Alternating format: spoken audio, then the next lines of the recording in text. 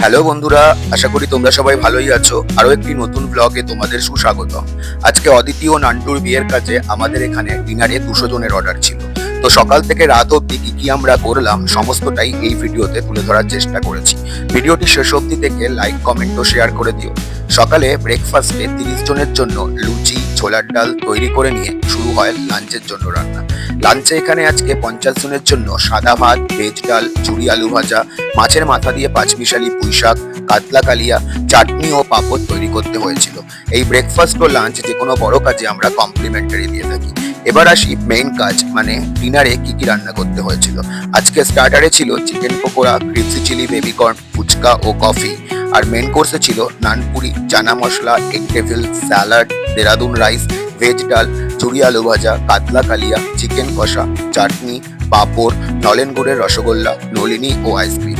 চলো এবার ঘুরে আসি ডিনারের জায়গা থেকে। দেখতে থাকো সার্ভিসিং আর শুনতে থাকো আমার কথা। দেখো, আজকাল কাস্টমার কোয়ালিটির থেকে চাইছে কম দামে কাজ করতে। তো একটা লেভেল অফ কোয়ালিটি মেনটেন করে ঠিক রেখে যে মূল্যটা আজকের বাজারে দরকার হয়, আমাদের কাছে তোমরা সেটাই পাবে। আমরা কম দাম নিয়ে কাজের কোয়ালিটিতে কম্প্রোমাইজ করে কাজ করি না। তো বিস্তারিত আমাদের পেজের রিভিউ ভিডিওগুলো দেখে তোমরা বুঝতে পারবে।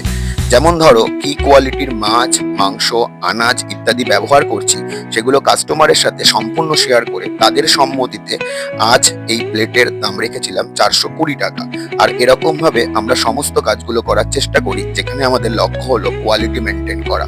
সুতরাং আর বেশি চিন্তা ভাবনা না করে সামনে তোমাদের ছোট বড় যে কোনো কাজে খাওয়া দাওয়ার দায়িত্ব আমাদের দিতেই পারো। আজকের মতো এখানে শেষ, কথা হবে নেক্সট ব্লগে।